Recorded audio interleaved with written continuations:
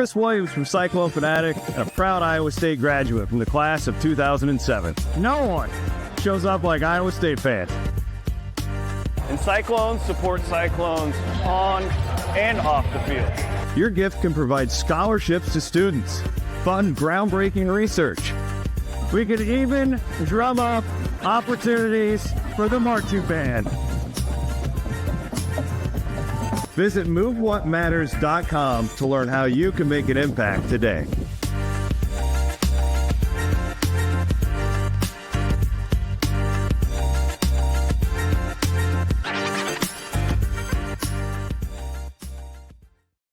You're listening to Let Him Cook. I'm Dylan Coon, as always, joined with Nigel Dyson. And I want to shout out Jackson Pence because right before we started recording, this is how you know he's a good producer. Just cranks it up to 11 and brings up Duke, Texas Tech right before we go on air here. So if Nigel's coming off a little hot, that is why. We did take last week off. Neither of us have entered the transfer portal that I'm aware of. We're still here celebrating the holidays. Little basketball on behind me. We're kind of taping towards the end of this Houston Christian game. Little live score update. We're up 26. Bit of a rocky game, though. Kind of an ugly one. Nigel, this game always, no matter who we play, reminds me of Florida A&M when they lost. I think that was my last year at Iowa State. That game sucked. I was in the building for that one. It was like the first game Halliburton was hurt and out for the season. And was that the COVID year or the year before COVID? Year before COVID. The year before we really sucked. Okay. And I mean, yeah, that's exactly right. Like these teams it's time to start conference play. And like across the country, teams are kind of ditching around. Michigan State gave up like 90-some points to Cornell. Just like across the country, everybody's like, oh, okay, let's stop playing the Houston Christians and the Middle Tennessee States of the world. Let's get it moving. So this game always sucks, but as usual tonight, just kind of a slow game to start. Wasn't that pretty? No, yeah, and obviously, I think we've it's funny you bring up like the last years of Prom to now, kind of what these games were once to us as opposed to now. It's like kind of like, all right, let's get this out of the way. It's just a weird kind of transition and transformation you take when you become a good program. But yeah, I mean, I think it's just like more so. I think this year we've been so good against the best of the best that it's really hard to get up out of bed on a Sunday and Monday and try to play teams that are just from a talent perspective a little beneath your level. So again, you can see it in real time with some of these lower caliber games that we played this year. That's just hasn't been our best effort. I don't think that's a full, obviously like say all be all about our team. Obviously you want to see your team play hard, all the time. But again, I got to put myself in these guys' shoes. This is just not a game I want to get out of bed, get outside and windy Iowa December weather and play my hardest. It's hard to expect that out of them, but nonetheless, still, even in our worst performance, up 28 points, I'll take it, and hopefully we can just roll in smoothly against West Virginia come up this upcoming weekend. Yeah, it's a good day when you can be frustrated about a 30-point win, but it was kind of a frustrating one. Also, like these guys are coming back from Christmas and the holidays with their families and just a little bit out of the flow of like a normal week with classes not being in session. And then they probably didn't have like a regular scheduled practices the last week or so. So everybody kind of get back in the groove. And if you are going to play your worst 30 minutes of basketball, maybe do it against Houston Christian and not West Virginia on this upcoming Friday. So not the worst time for kind of a going through the motions game, but I don't know. I mean, just like sloppy in the beginning, turnovers. Lipsy didn't shoot great from the field. Jefferson kind of lived at the free throw line. I don't know. Just one of those games. And obviously Iowa State has bigger things to accomplish this season than, an outstanding win against Houston Christian. But one of those nights, and now we're up 81-54. Little score bug update from Jackson Pence here. So We'll be fine. Ken Palm might go down a little bit. Last time I checked, we're third now behind Gonzaga again. But, 14-0, 13-0. Yeah, 13. 13-0. So you go undefeated in non-conference. I wasn't expecting that. I was hoping maybe 2-1. I was basically chalking Purdue up to be an automatic loss. And then Iowa, I knew it was going to be a tough game. So, to be undefeated, really one of the last three kind of major undefeated teams between Michigan, Arizona, Iowa State. If you want to throw Vanderbilt in there, they just haven't had the same kind of strength of schedule at those other three schools. But pretty elite company between Arizona, Michigan, and Iowa State. Projected all 3 1 seeds right now. Yeah, no, it's crazy. And it's good company to be in, especially with Arizona probably being the say all be all number 1 team probably all year on everyone's calendar in the Big 12. To kind of know we're up to that type of standard, it makes me very motivated going into that game. I can only imagine how the players feel, especially how last year went. I know we kind of had the last laugh beating them at Hilton, but the way Caleb Love stabbed me in the chest, God damn, and just took my soul from me for a few weeks.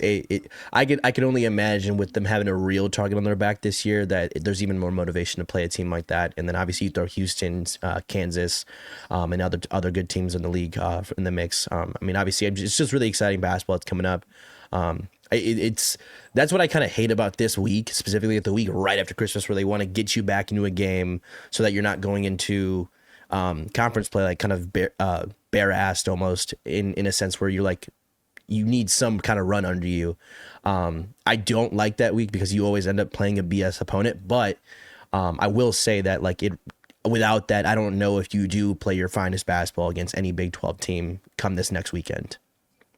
Yeah, and like you said, you do kind of need this one little tune-up game before you get back into it. I know you're not a fan of these kind of like cupcake mid-major, low-major games, but this is kind of the one where you're like, yeah, we probably did need to get just grind the axe against a bad team before you go all in. Yeah. We are work the eggnog off. Yeah, no kidding. Get the turkey meat, the ham meat, get that out of your system.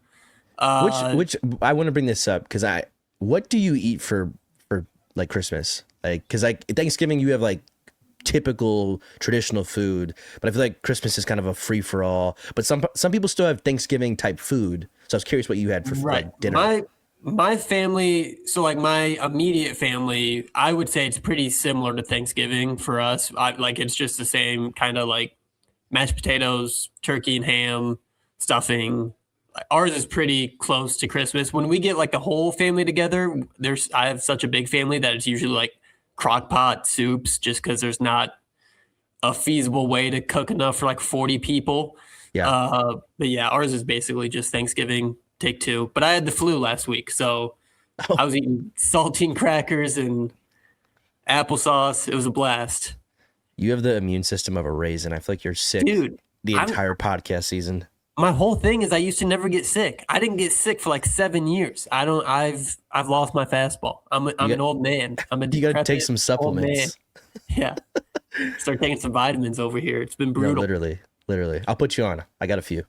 We are going to preview the Big 12. We're going to talk about, we kind of have a tier ranking set up of our teams. And then we're going to talk about kind of the Big 12 National Player of the Year race. So we're going to get into some of that. I do want to bring up, and I didn't talk about this with you, Nigel, beforehand, but Baylor has kind of been the talk of college basketball and really just it's just lawless out there right now. The NCAA just has no say. They have no real authority right now. For those that have been living under a rock, Baylor signed a former NBA draft pick. He was the 31st pick, I want to say 3 years ago. And now he just plays for Baylor. He didn't play in an NBA game. I think, played a little bit in the G League, and he's been in Spain. But he has 4 years of eligibility. That's the part that just makes no sense to me. He's 21 years old.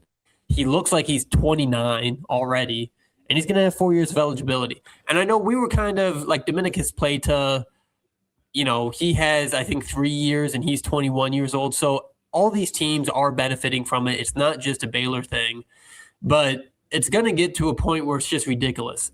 Like, you can't have, and it's such an easy place for the NCAA to be like, hey, if you were drafted, no. I'm like, just immediate hard line, no. Because some of these guys, they like went to prep schools or like the overtime elite route, bounced around in the G League, probably got bad advice from an agent, and it didn't work out. And now they're coming back to college because they can get some money and try to put themselves on a bigger stage in front of more eyeballs and real NBA scouts. But what are we doing at this point? Yeah. And like Tom Izzo has come out, a lot of coaches have come out and been like, this is bullshit. Yeah. I mean, I'm guessing you're in the same place as I am about this, but Yeah, because I don't even know what type of excuse you can make for somebody. Like, we joke about, you know, if this were to fall in the right hands, like for us, like we were able to get like a Taylor Horton Tucker back or like a Cam Reddish, you know, I would be ecstatic, like because of my own bias. But the reality of the situation is, it's like, if those people did not work out in the league, they didn't work out for a reason. Like that's really where I'm dying at. But it's more so of like, like you, because we always talk about like late bloomers. Like I know a lot of people give like prep, like that's a whole like real like grassroots cause behind prep schools. There's a lot of late bloomers, like a Duncan Robinson who goes the NAIA route and then by his senior year is in the national championship playing for Michigan. That's a 1 in a million storyline. However, I think the bigger issue is with like a class like this year where most of the lottery picks are true 18-year-old freshmen. I don't know what type of noise you're going to make as a rundown, washed up, lost your fastball ass center playing for the Baylor Bears. Like I just don't see like the grand like I guess main like I don't like result that you're looking for if you're Scott Drew. Like I don't know if that's the answer that you're looking for. Like VJ Epscombe isn't walking back through that door anytime soon. Right. And like that's someone who would really change your team around. So as much as it's annoying, I think bringing back older guys for the sake of them being in the G League, like I still think you lack just as much college experience as a Cam Boozer would have. A true freshman who has never played an NCAA tournament, who has not had any chemistry built with said team. Like it's almost the same effect of bringing in the top five. I mean, the best 5-star out of high school, like a year early, right? So like, I don't understand. I don't really know like what the end all result is for. I think a lot of coaches are just like realizing they don't have much to work with, like a Baylor. Like they don't have an NBA lottery pick this year, so I think, you know, Scott Drew's like, well, we need something. Like let's get a 30-year-old in here. let's try to scare the rest of the league. Like from when I'm looking at Baylor, it's a little desperate. Now, when I look at a team like BYU, who got that guy from the Westchester Knicks not too long ago, who's on their roster but only averaging 1 point, he kind of proves my point exactly. Like I don't know. There comes a time where, you know, if you're in the G League or you're in the NBA to any matter, and you feel like you need to come back to college to try to get like one more run at it, I just don't know if we'll see that big of a result. Like it really comes down to the good old guys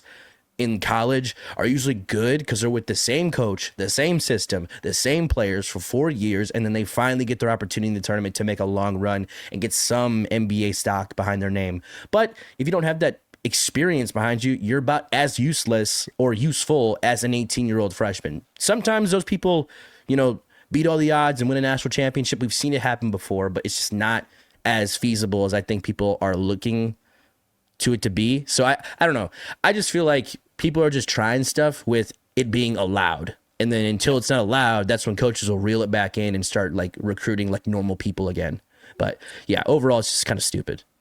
And like the way I've been seeing like kind of national pundits, I don't know if they know more than the average fan, but everybody keeps saying like anything can go this year as if next year is going to be different. But the NCAA it feels like has just been stripped of all of their power and authority because it's been like court case after court case has not gone their way. And they're not able to be like, no, like they basically sent out a statement today to the Field of 68 and Jeff Goodman of being like, yeah, you can't do this, but we can't stop them. Shrug. I'm like, what do you mean? Like, so That's like someone stealing from a grocery store. Be like, yeah, you can't do that, but like, I don't care. Stop it. And then they walk Hey, out. no, bring back that banana. You know, it's like, you don't really want that banana. You just want to, Right. you don't want to ruffle any feathers. And that's the real problem is like, people don't, I think like you bring issues like this to the Supreme Court that aren't having to do with like gambling or like, you know, real ethical things like that hurt the business. Like, people are not going to care. It's going to take like people stop watching the sport for people to actually like try to do something, which most people won't do. My big thing is just like, you see these old 30-year-olds in college jerseys. I think you turn into a hate watch, you know, you wish nothing but the worst for those people. Like that, like, imagine if, let put it in this perspective for all my Iowa State people, everyone here has been to Patty's at some point.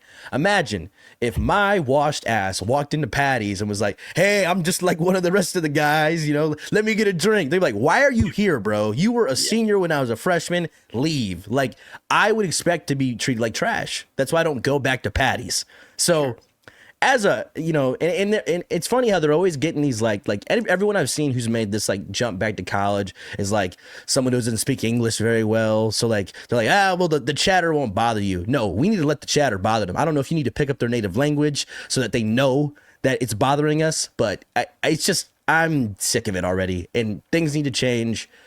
It's not making any, like, for any, you know, Supreme Court to not like care about it just because it's like it's sports or it's something that it's not as, you know, in your face, like ethically bad as like a gambling issue is still wrong. Like, I don't know. It's just, that's the problem with college sports is when it starts to get treated like a job, people then turn it into the logical side of like, well, if someone wants to go into retirement and then go back into a regular 9-to-5 job, I don't see a problem with that. So like, that's the issue where this is the only job now where people are making money, but you still have to keep it like almost remotely fair. But like in the 9-to-5 corporate America world, it doesn't work like that. So it's a weird space that we're in, and I think the only thing that's actually gonna like help this is if we actually really get a players committee in line where we can like start voting on things, where you have people who are like have the status of a Milan Momcilovic, a Taman Lipsy, a Braden Smith, like people of that nature who have been in school for 3-4 years, know how things work, and can almost vote on things to where it's fair. You know, things don't get this out of hand, but then people still get an opportunity to like you said, still be professional, you know, make a earn a living off of, you know, playing college basketball and whatnot. But we're just in uncharted territory and there's a lot of issues. Jackson, I think we got a video from Sikkim 365 here. Scott Drew kind of talking about it. Well, first, Coach Izzo and I are friends. I got a lot of respect for him. Great conversation. As he said, most coaches are 99% aligned on things that we would like to see done with our game. At the same time, from my knowledge, until we get to collective bargaining, I don't think we can come up with rules that are agreeable or enforceable. And until that, I think all of us are got to be ready to adjust and adapt to what's out there. Early on, when it first came out with G League players, I wasn't in favor of that either. But again, we don't make the rules. And as we find out about things, we're always going to adapt to put our program in the best position to be successful, because that's what we get paid to do. What? I just hate Scott Drew too. He was like, yeah, I wasn't in favor of it, but then nobody said anything. So like, why not? Like, shut up, you nerd. Yeah. God. It's also, like Scott Drew, Jerome Tang, a longtime assistant under Scott Drew. They always play like this nice guy shtick. I'm like, shut the hell up. Like, you freaking losers. They go back to their office and are probably like, right. Like they're just like, got him. Like, oh my God. What a, yeah, you're so right. How they do have a nice guy act, and I'm just picking up on it. It's not cool. It's not cool. I like Bill Self because he knows he's the villain. He knows he's the bad guy. He brought like Snoop Dogg and strippers down to Lawrence after the FBI couldn't get him, and he was like, "Yeah, we're gonna have a goddamn show with money guns, and I'm gonna tell all y'all I'm paying these kids as much as I want and giving them BMWs and all this. Like Bill Self leans into it. A lot of these other guys kind of shy away from it. I can at least respect Bill Self for being like, yeah, I am that guy. Isn't it because Baylor's like a Baptist university? Yeah. That's like you kind of have to. Church stuff. Yeah. Yeah. So that does make sense. But no, it is crazy to say, like, to openly admit like you weren't in favor of any of this or people coming back, and then you turn around and do the same exact thing. It's like kind of being a hypocrite, Scott. Yeah. I would change, or just, you know, recruit better. Like Baylor just won a national championship 3 years ago. I mean, 4 years ago now. But like, you can't still get any guys. Like, they had 3 guys go to the league the last 3 seasons. Like, you mean to tell me after VJ Edgecombe, you're like, that's all I got in the chamber? Like, come on, bro. How about you develop some kids? How about, like, God forbid you guys aren't a national powerhouse every year? Like, you think the 21 team was built overnight? No, it was a few years of I thought they might have won COVID year, like 2020. I thought Baylor looked like a real competitive national champion. And when they weren't able to foresee that, all right, a lot of kids stayed back and saw the next year out. And what happened? It comes with time. You don't need to go get some African from the NBA Academy every year or from the Westchester Knicks. Like, it's stupid. It's just recruit normally, please. The more I'm thinking about it, it really is getting out of hand. And then I think about someone like BYU, who already has arguably the number 1 draft pick in the, like, in a great, like, core around AJ DeBansa in BYU. Like, that team is solid. Yeah. To be like, you know what? We need something else. Get me a 25-year-old now. Like, bro, relax. It's just getting crazy. And that's a problem. With no rules, coaches turn into habitual line steppers. They want to see what they can get away with. And they're getting away with a whole lot right now. And Joe Tipton with On3 got himself into some hot water because there was another report that came out over the weekend that a guy that played real NBA minutes this week was, like, being reached out to by schools. Trenton Flowers.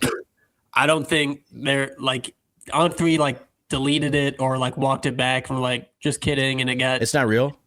It got Twitter notes of, like, clickbait. So I would pump the brakes on that a little bit. I think if you play NBA minutes, as of now, we'll see that like you lose your eligibility. And this Baylor guy was the first pick of the second round draft, but he hasn't logged an NBA minute in his career. I just can't wait for the Woj bomb when Luka commits to, like, Texas Tech. Do you see the Trae Young reports that, like, the Hawks are trying to trade him? I'm like, hey, good bench piece for the Cyclones, Trae Young. 3 years of eligibility. Or go back to the Sooners. Finish what you couldn't complete. God damn. Let's get into some of the Big 12 conference tiers we have here. I don't even care who goes first. Whoever you got loaded in the chamber. Okay, I think this is mine. This was you. So we got, for those that are just listening and not watching, I have 5 different tiers: S tier, A tier, B tier, C tier, and they suck, which is basically just for the Pac-12 schools that have yet to show any kind of dedication to building a decent basketball program. And it kind of, like, right before Colorado joined the Big 12, they had, like, that, it was like Cody Williams and Tristan Da Silva. Like, they had some pieces, dudes. And Boyle has just not really been able to replicate it. I know the Big 12 it's just hard to recruit now because you're in the Big 12. Like, if you're those teams, Keith Van Horn ain't walking through the door for the Utes. Like, it's just not happening. Same with Colorado. Like, it's Chauncey Billups isn't well, is he in jail? I think he tied up in that. He's a clutch member. So LeBron Maverick Carter came in and said, "We're gonna take care of my my client is innocent until proven guilty." So unlock the jail cell. So my S tier, Iowa State and Arizona, I think, are the 2, like, clear cut. I would even put them at, like, 1A, 1B. Houston, I still think, can be in that tier. They have JoJo Tugler from last year, Emmanuel Sharp. Both those guys have the pedigree of how good Houston has been and can be. And then you had Kingston Flemings, who might be their best player. That stud freshman, Kristen Nack, another freshman. And then, Milos Uzan, who was at Oklahoma before transferring to Houston 2 years ago. So, and I like, they're Wait, you always say good. Uzan? Uzan. I thought it was Uzman. Uzan. There's no M. Have I been saying it wrong this whole time? I think so. I think it You was get a Uzman. spelling check, Pence. Is it Uz? Yeah, Uzan. Huh. I think it's I Uzan. apologize. Continue. So those are my top three, and like, I kind of wanted it to just be Iowa State and Arizona, but Houston has just been so good since they joined the Big 12 that I couldn't find a way to keep them out of that top tier. And then just a smidge below that, I really think it's like there's 6 really good teams in the Big 12. I think Iowa State and Arizona are the top 2. And then after those bottom 6, it gets real messy and muddy, and you can kind of pick around on who you like. In the A tier, I have BYU, Kansas, and Texas Tech. And honestly, until Texas Tech beat Duke, I would have probably put Texas Tech in that B tier. They're not deep at all. No. I mean, they are Christian Anderson, they are JT Toppin. Watts is like kind of their X factor guy. He had a really good game again after the Duke game. I think they played Northern Colorado, who just beat a Colorado. career high. So, I mean, like, they're kind of a work in progress still. Duke was obviously a huge win for them.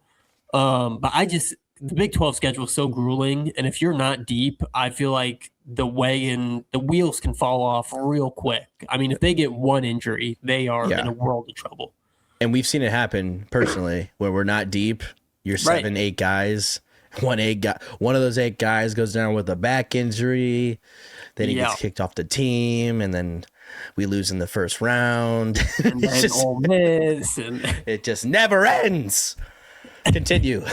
And then Kansas, I think this is Bill Self's best constructed team, but Darren Peterson doesn't play basketball. And if your best player is not playing basketball, then, I mean, your ceiling is kind of capped. I mean, it would be like if Joshua Jefferson just played like 4 games this year so far. Like, if his Darren hamstrings Peterson, are made of spaghetti. Right. He's going to have to show me that, like, he does want to play for Kansas and not just be the number 1 pick in the NBA draft. But until I'm proven to that, they're a tier below. And then BYU, really the only reason I don't have them S tier is I don't like them. Plain and simple, I don't like BYU. I don't like how they play basketball. I don't like how they're an NBA team in a college team's clothing. I think it's fraudulent. I think it's stupid. If people know me, they know I do not like the BYU basketball program. And then kind of my dark horse in this B tier is Oklahoma State. Look, the schedule's not great. Honestly, you could throw a couple of the teams from the C tier in here too who like have a really good record, but you look at their schedule, it's like I think Oklahoma State's best win is Texas A&M, who's like up middle of the road, maybe below that in the SEC. So some of these teams, it's like TBD, but they're obviously a lot better than they have been. And then I have Baylor here too. They just have, I think another thing we were talking about Baylor is like, you were talking about development. Scott Drew's been really on this like kind of 1 year hired gun. You think of like a Keontae George or like a VJ Edgecombe. Norchad Omier last year was like a really good, but you only get him for 1 year. But they have enough weapons where, that's kind of the game I think Iowa State fans don't overlook West Virginia, but it's not going to be an easy time in Waco, I don't think. They just have so much talent, length, because Baylor. And then C tier, I'm going to machine gun these off. TCU, Kansas State, Cincinnati, West Virginia, UCF, Arizona State, fun and frisky. Had a lot of fun watching them in Maui. I really wanted them to beat USC because I just hate Chad Baker-Mazara. And then Utah and Colorado, they suck. They're bad. Colorado lost to Northern Colorado. I don't know if Utah has a pulse. They're probably tweeting about how much they like the Big Ten. They might not even know they have a basketball team, Nigel. Utah's a joke. I wish they would have stayed with Washington State and Oregon State in the Pac-3 so I didn't have to deal with them. Your coach is in Michigan. I don't feel bad at all. I hate Utah. The whole state of Utah. Get your own conference. I'm sick of it. Confirmed. Dylan Coon hates the Mormons. No, but Utah used to be a program, bro. They used to have DeLon Wright, Kyle Kuzma, like 10 years ago. Wright had a lot of fun. Him and Joseph Young from Oregon had like a incredible semifinal at midnight. Nobody was watching except for me in 2015. I watched their Sweet 16 game against Duke, so that's how I knew they had some guys in there. Dogs. But yeah, it's a solid list, I must say.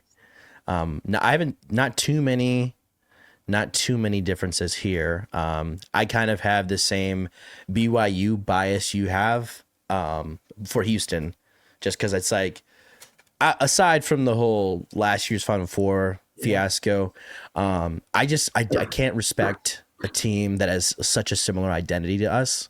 Sure. So I don't want anyone to get their panties in a twist when they see Houston in the A tier, when they're probably, if I'm being fully honest, probably an S tier team in the conference this year. Nonetheless, I do have Arizona and Iowa State as our S tier teams, just because of the schedules they played, kind of what they've been able to showcase so far in their competitive non-conference seasons, and then obviously just the promise of their point guard. I want to say his name right. It's Braden. Is it Burris? Yeah, Burris. He's been going off. Yeah, Koa Pete. They're like just a great 1-2 punch. I think they're averaging like 14 and 13 respectfully. And then it's like you can say the same thing for us with Jefferson and Taman, and then throw Milan in the mix too. Like, I just think when you have that much balanced scoring, and then obviously the type of wins that they have, like to start the year off of how they beat Florida when we thought Florida was going to be Florida. Right. It was really impressive to see, and to see how they've kind of kept that going throughout the rest of the out of conference season has been really impressive. And same goes for us. I know since the Purdue game, a lot of people have just kind of, their entire perspective of us has changed. And it has for me too, because like you said earlier in the show, like I thought we were going to not have as good of an out of conference season. I was like, my whole premise and focus was going to be, all right, let's just get to conference and let's really try to muscle out some great wins there and take it from there.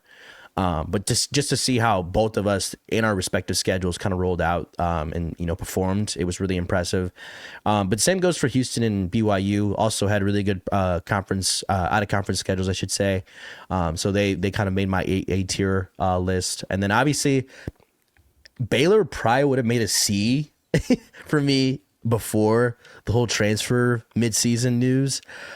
Just because I haven't heard much about them. I heard more about Oklahoma State than I have about Baylor as of recent, just because I think they got off to like a 11-1 start or something. Yep. If I'm wrong.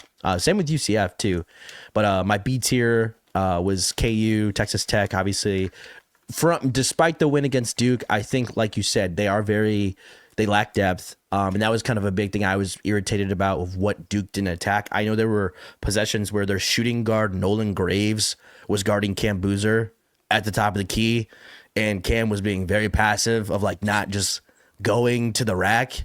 So yeah, in my head, like there's still a B tier team. Again, KU has the pieces, but without Patterson, I don't know if they're gonna be kind of a team that you need to really look out for.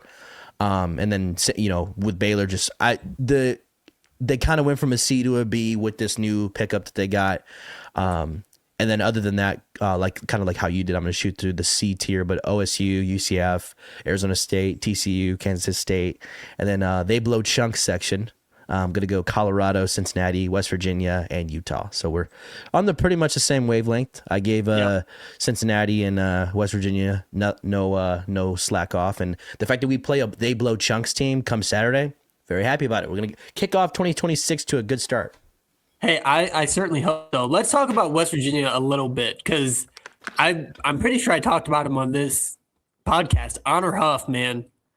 Hey, West Virginia might be bad. That guy's going to be a bunch of fun to watch. Yeah, he's probably the second best shooter in the Big 12 after Momcilovic. Like, I don't think West Virginia is that good, but that guy can lace it, and he's their leading scorer right now. He's above 40% from three. He shoots. That's basically the only shot he shoots. Like Tyrus McGee, for the people that remember that name, very reminiscent of a Tyrus McGee, just like a spark plug. Plays a lot more.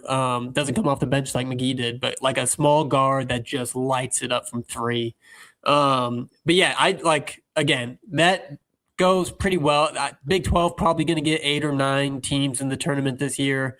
Oklahoma State right now, I was looking at Lenardi right on the bubble. They're kind of if they make it, it'll probably be 9 teams. If they don't, probably 8. So I think they had, I don't know if the Big 12 had 10 last year, But No, I think it was kind of a low year for us. It was the Eight? SEC had like 14. And we Oh, had you're like 8. right. Stupid SEC. SEC is not nearly as good as they were last year. Talk about a Linsanity run for a conference. I mean, Big 12 has been, and that's what sucks, is I feel like so many people talked about how good the SEC was last year when the Big 12 just year after year after year after year has been the best conference in basketball. Nobody talks about it. One year, the SEC finds something. Everybody's talking about the SEC, and now it's kind of... you know why that is? Because last year... yeah, but I think last year SEC with them not doing as well. We'll think about it. Last 2 years, Michigan and Ohio State have won the national championship. So really, for the last 2 seasons, the SEC could not like go back and be like, we are the superior conference in college football. Because when the Big 10 can turn around and win 2 national championships of football, like they're gonna be like, well, how's that working for you? Like, I think they had to almost find a complex to like attach themselves to in order to feel to gain that security back in themselves. And basketball was their niche. But obviously with Florida winning the national championship last year in basketball, they kind of were able to ride out college basketball and kind of get all their like fixations from football released out into the basketball season. But I don't think that's happening this year. I think the respectfully, as we're looking at it, because I'm not that big on Michigan this year. I'm really not. Like it's just, I don't see it. Like they're dangerous, but it's like I don't know. Like I could also see you losing the Sweet 16. You know, so we'll see. They're very Gonzaga-y right now, and I don't know if that makes sense, but it's just like all the pieces make sense, but I have to see it happen to believe it. Yeah. But I think realistically that the national title, it runs to the Big 12 or the ACC. We'll see.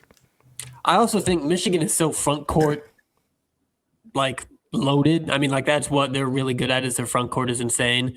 Yeah. But like it reminds me of kind of Auburn last year where it's like, okay, you have the forwards, you have the bigs. Tahad Pettiford's a good guard, but they ran into Florida who had like 3 really good guards. And then Florida beat Auburn. So yeah, I agree with you. I need some better guard play out of Michigan before I'm ready to crown them as like, the team. And Arizona and Iowa State got some guards, got some dudes. So that makes you feel good. We are, speaking of dudes, we got the other kind of thing we listed, Big 12 Player of the Year, top 5. Here's mine, Joshua Jefferson. Ken Palm still has him as the second best player in the country after Nigel Boy, Boozer. But Joshua Jefferson right there, and he's going to fill the stat sheet. JT Toppin, sorry, but he won it last year. He's still really damn good. And then Jaden Bradley, you're talking about Braden Burris. They have a very similar big 3. Yeah, Jefferson averaging 20. Oh, that's what he got tonight. That might be what he's averaging. Jefferson. No, he's not. What is this list? Is this the list that you have? This is Cheeks. Hello? Joseph Tugler? Dog, I will DM you this stat. Buddy, I need you to go outside and just go stare at the sky. You need to find God. Oh, my Lord. It's a matrix of every player in the country with their block percentage and steal percentage. And it's like a bunch of bigs on one side because it's blocks, a bunch of steals on the other side, or a bunch of guards because it's all steals. And then on an island with nobody around him is JoJo Tugler because he'd be a top 20 defense with just one guy. Buddy, we're talking about Player of the Year. Oh, is defense not a part of basketball, Nigel? It is, but there's like that you can make a Defensive Player of the Year award, and he can have that all day. Like, I'd still argue that like Taman Lipsey probably like deserves that more. He's got to guard more guards. Like, I mean, it's Kenny Toure and it's Joseph Tugler for the best defensive. As far as like, you could put damn near Iowa State's whole starting 5 on a Defensive Player of the Year watch list, but. Player of the Year, though. JoJo Tugler's you took one Ken Palm stat and you were like, "Yep, that's Player of the Year."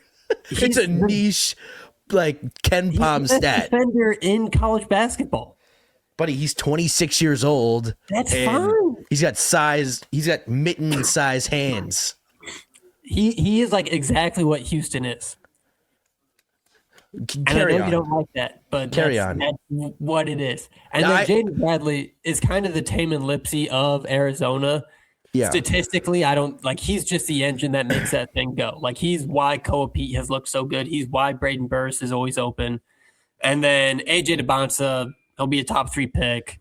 He's flashy. He's got the dunks that Nigel likes. He might not play defense like Joseph Tugler. What does that mean? I mean, we're hating on my defense. I've got a little bit of offense on this list. I mean, that's like a saying like, yeah, Michael Jordan's a top 3 pick.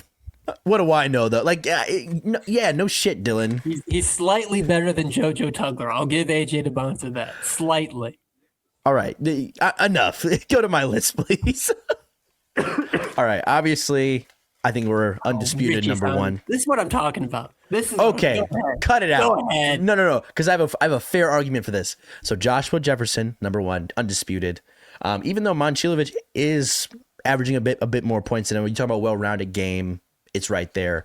But I honestly, now I'm thinking about it, we could run into the same argument with Iowa State that I'm about to bring up for Richie Saunders, but I will get there when I get there. JT Toppin, obviously, like you said, reigning Big 12 Player of the Year.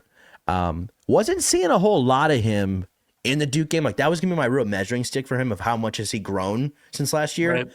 And he really didn't start like cooking up until the end of the game when he was in foul trouble. Like the game was tight. They needed a bucket. He had a nasty fadeaway in Boozer's grill. So again, just kind of saw it with my own eyes. Finally, I'm not watching too much Texas Tech just out of the blue unless it's like another big game. I saw them play Illinois earlier in the year, but still just really, really good. Obviously 6'9", big body post. Kind of gives me Shane Battier vibes in a sense of when he was in college. Obviously just dominant. So we'll see if he can kind of repeat, but I know it's always hard to win an award when you have a target on your back. But again, AJ DeBonsa, I like the big dunks, but also I just watched the game and that boy nice with it. So it's like, he's a freshman 6'9" guard. Almost gives me Luol Deng vibes in a sense where like he's a bit more polished offensively, but like when you talk about just real wiry, like coordinated, just raw athlete, I really do like his game. So I think he's going to be in the running for it. But I just realized there's 2 4s in my list. I mean, it kind of works. They're like same team. It's like whichever one is cooking that night. I did see that, but I guess you're right. Good catch, Jackson.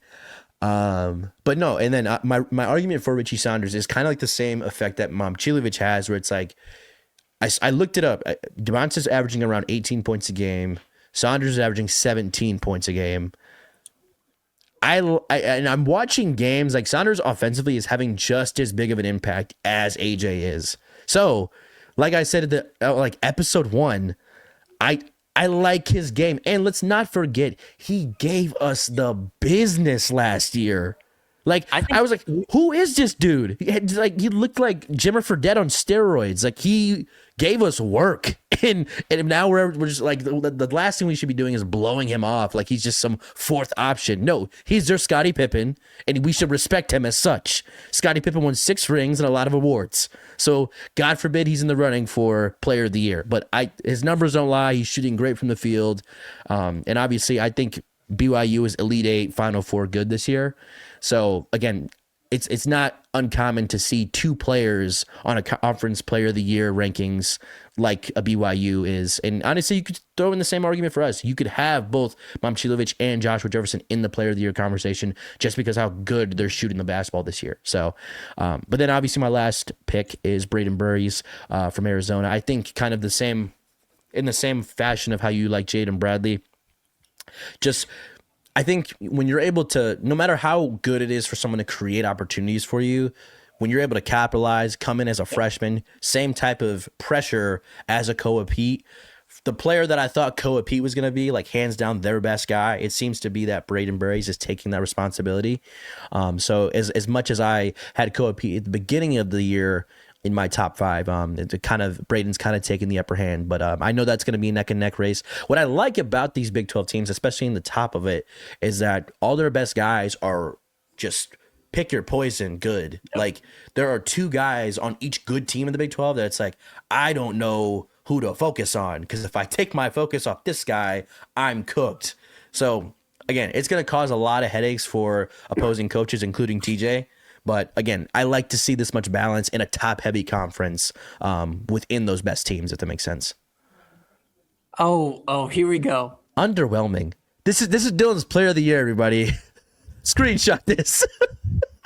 Hey, Draymond Green's going to be a Hall of Famer, and it's not because he put up 20 points a night. Yeah, and how many MVPs does Draymond Green have? How many championships do the Golden State Warriors win? So now the argument is championships. We were doing player of the year, and you're talking about championships. Houston is a way worse team without Joseph Tugler. How many championships does Joseph Tugler have? Yeah, he should have had one last year. I'll tell you that. Shoulda. Yeah, I should be with Sidney Sweeney right now, but you don't see that happening. Joseph Tugler, let the record show, Joseph Tugler and Cooper Flagg have the same amount of national championships in college basketball. Didn't we beat them in the Big 12 championship?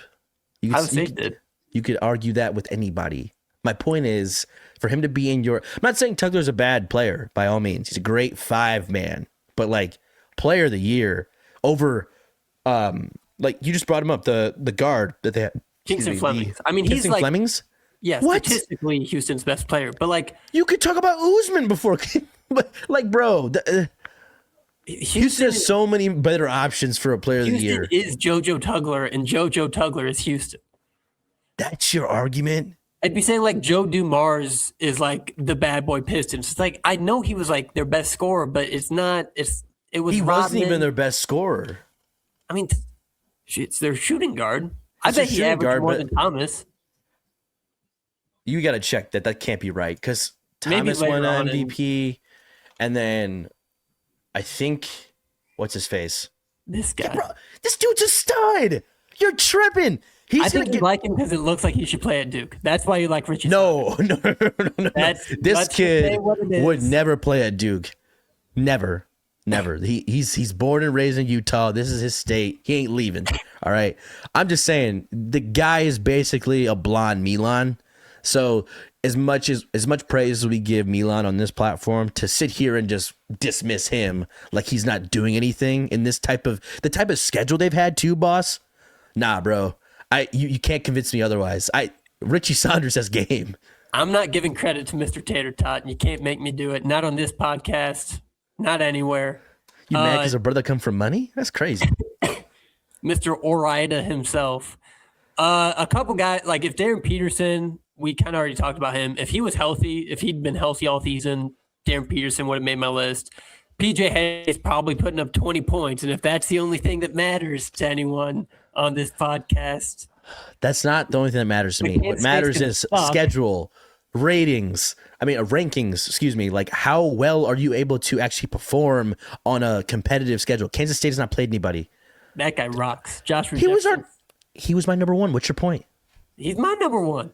There we go. We're on the same page. He should win National Player of the Year. Also, we didn't have that different of a list. We had the same top 3 damn near.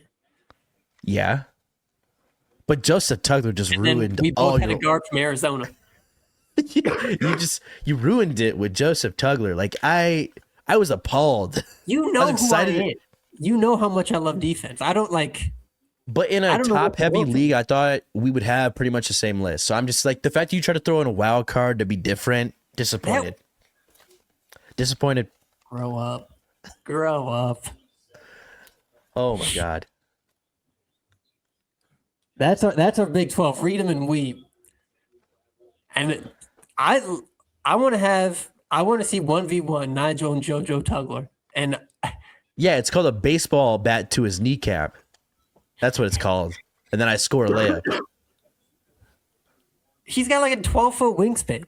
Buddy, we're talking about player of the year. We're not defense is 50% of basketball. Dylan, oh my God. And he's the best person at it. You're lucky this is not an in-person. If this was an in-person podcast, I'd grab you by the collar right now and I'd shake you because you're not making any sense right now. Player of the year. Let's go look at Joshua Jefferson's stat. Yeah, give it to Sharp over this guy. I understand stats, people. We might even need to take a timeout just so I can send Jackson Pence this goddamn. I'm gonna send it to you right now, Jackson. I could show it imagine on what the graphic looked like. I'm sure it was beautiful, Dylan.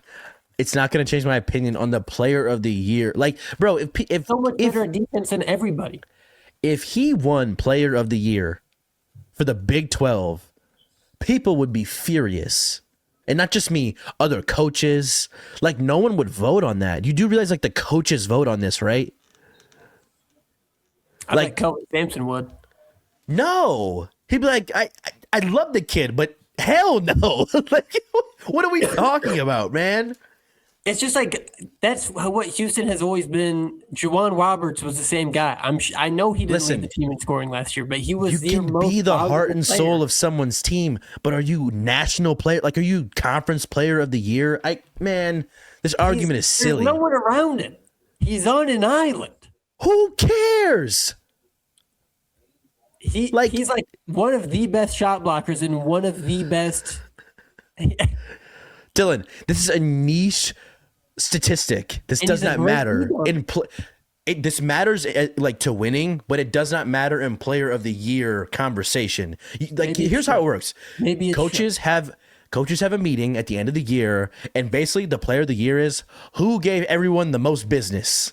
Like, who gave everybody a damn headache trying to stop, guard, strategize against. Like, that's who tends to get player of the year. No one is going to have Tugler on their list. I'm sorry. He's on my list. Good for you. Thank God we're not Big 12 coaches. All right. We'll put a cap in that for a different time. That'll be the after the recording argument that we'll have. Kind of already talked about West Virginia. That game on Friday. I probably won't be able to watch a whole lot of that one because I work night side on Friday. But the one thing I was going to talk about, we were talking about Michigan, Arizona, Iowa State. I think out of those top three teams, Iowa State, because it doesn't matter in the grand scheme of things, but I would love to see Iowa State be the number one team in the country in the AP poll. But you look at Michigan's schedule, dog, they don't play a damn team in the Big Ten until they play Michigan State, I think in late January. And Arizona kind of has a backloaded Big 12 schedule. So Iowa State's either going to need some upsets, but Iowa State also has to take care of Kansas on the road, Baylor on the road before. Well, that's a Patterson-less Kansas. Yeah. But, I mean, they're still good, and that's still Fog Allen, and not a whole lot of people win in that building these guys. We're due. We're due. I mean, Donovan Jackson, 2017. I think that was the last time. We're very due. It's been 9 years. I was a freshman in college. I was a long-ass time sophomore in high school, so. That made me feel old, so let's keep that to ourselves. Oh, my God. No, but what was I going to say? Yeah, no, I think Michigan – so your point earlier was Michigan does not play anybody until Michigan State. Like, most of their Big Ten schedule is Fugazi. Right. Well, it's just backloaded. I mean, the Big Ten, I think, is probably the second best conference after the Big 12 this year, but it's like – I mean, they played Maryland already. They don't play any kind of top half Big Ten team they play. It's also in Ann Arbor. Like, it's a home game for them. So I don't. Yeah, but I still am feeling very confident in Purdue and what team they're going to be. Yeah. I think they could beat Michigan on a good day. So again, and then you see teams like Nebraska who have really taken off. Like, the Big Ten is not going to be an easy conference to get through just because you're not ranked right now. And I think Michigan's going to have a rude awakening in some of those games. Not all of them, obviously, but I don't think they stay this untouchable for the rest of the season because, again, the more of a target they have against their back, this isn't football. You're not playing 9 games. Like, It's just hard to upkeep that. At some point, every dog has its day, speaking from experience. That is an important thing of note. And like last year, group chat was just talking about Javon Small. I mean, I know Iowa State lost to Auburn, but then they went on that huge run where they didn't really even sniff a problem until they walked into Morgantown and Javon Small did Javon Small things. So It really is any given night, especially on the road. Like good teams lose on the road. And like that's going to happen to everybody. Iowa State, probably, I hope not, but you know, we're going to have a day too, and it won't be Houston Christian on the other side when we're having an off day from here on out. So let's hope it's like Houston or something. Just like somewhere it's like it doesn't feel as bad. It's just like you rip the Band-Aid off, you get it over with. But no, F Houston. I want to put this Tugler nonsense. JoJo Tugler is going to have us in a blender. I want Blake Buchanan to take Joseph Tugler's head, and then after the game, be like, "That's right. Say, cry for your mama." Just give him a good full Nelson. Put him in a full Nelson. That's what I want to see. Blake Buchanan put Joseph Tugler in a full Nelson. I'm gonna before our next episode, I'm just gonna put the Dylan Coon top 5 Big 12 team of all time together, and it's going to be Mark Vidal, Joseph Tugler. Who are some other ones I can just off? Just give me a power forward that has no interest in scoring the basketball. Jeff Beverly. Jeff Beverly might not be making the list, but just a defensive-minded power forward. That's all I want. That's all I want. Dylan's the type of guy who thinks he can win an NBA championship with 5 power forwards. Yeah, I could. And this is why you'll never see the finish line. You're starting five Quincy Aces. Quincy, that's a great pull. KJ Adams making the list. Quincy Acey. I hated KJ Adams. Don't ever say that name again on this platform. He had the biggest calf muscles of all time. He had the biggest head of all time. I remember Scott Ricer and I went to Fog Allen. This would have been 2022 or 2023. That dude was just hitting floaters before the game, and I was like, what in the heck? Like, are you playing the right sport? Like, why are you playing basketball? His legs were fucking huge. Yeah. No, again, the Big 12 always has those guys who were great foremen, and then they go play tight end for a niche NFL team, and then we never hear from them again. Training camp for the Cowboys. Yeah. And then they fall off the center of the earth. So I don't take too much stock in those guys. I care about, lottery picks and whatnot, people who are going to have a foreseeable future in this sport, but carry on. One last thing that I want Iowa State fans maybe to just keep an eye on. It is becoming mock draft season. Nigel, I'm starting to see Killian Toure and Milan Momcilovic a little bit higher in some of these mock drafts than I'd like to. As I should. Well, I want them for one more year. Hey, man. I want a lot of things. Yeah. We're probably not getting those 2 things back next year, and that's okay. But this is good for recruiting, man. Like, to see Killian be an international guy from France, mind you, that we were talking about that pipeline, be an immediate proof in the pudding type of guy, like to see him come and just work in our system so well, so quickly, we need to stay in France. We need to become the Iowa State Eiffel Tower Cyclones and keep recruiting. Wemby has a cousin, he has a little brother. He has a little brother. So, my boy, please. What are we looking at here? Patterson still at number 1 is crazy. He's good, man. And he doesn't loser to the Kings world. That's basketball suicide. Who my Brooklyn Nets getting in the top 10 there? Joshua Jefferson to the Lakers? Oh my God. I would cry. I would cry. Brown, that's so on brand. What a bummer that would be. No, Mikael Brown's nice. Yeah, but he's not those other guys. No, him and Igor would be a great backcourt. Trust. Oh, Taman to the Raptors. Interesting. Him and Grady Dick. Richie Saunders going above Taman. Ain't that crazy? Where's JoJo Tugler? Where's undrafted? Where? Miami Heat Summer League. That's where he's at. Give me JoJo Tugler on this Isaiah list. Evans to the Hornets. I like that. Whatever. Interesting. I'm excited. Hey, Joshua Jefferson to the Lakers. Sign me up. Him and Luka? Woo. Man. Also, Taman Lipsey, Jamal Shett, he's at Houston. That would be a practice. Would be Someone's gonna die. Yeah. Those 2 guys would be cinema in practice. Grady Dick's gonna witness a murder. Yeah, that would be a lot of fun. Nigel, we got the conference opener on Friday. I believe that's the first Big 12 regular season game between any teams on Friday, and then Saturday is when it really kicks off big. Any parting shots, not at my boy Joe Tugler, before we get out of here? No, obviously I feel very confident going into West Virginia. Don't love the 8 p.m. start, but nonetheless, just want to make sure we're fully rested. I don't know if kids will be back on campus just yet, but still excited when these type of games roll around, because this is when things start to matter. So hopefully we can roll out the balls, play our brand of basketball, and be very happy going into the new year of 2026. But happy holidays, obviously. Hope you guys all have a great new year, and hope you guys like my new hat that I got for Christmas. Shout out to my mom. I like the color. We'll see you in 2026.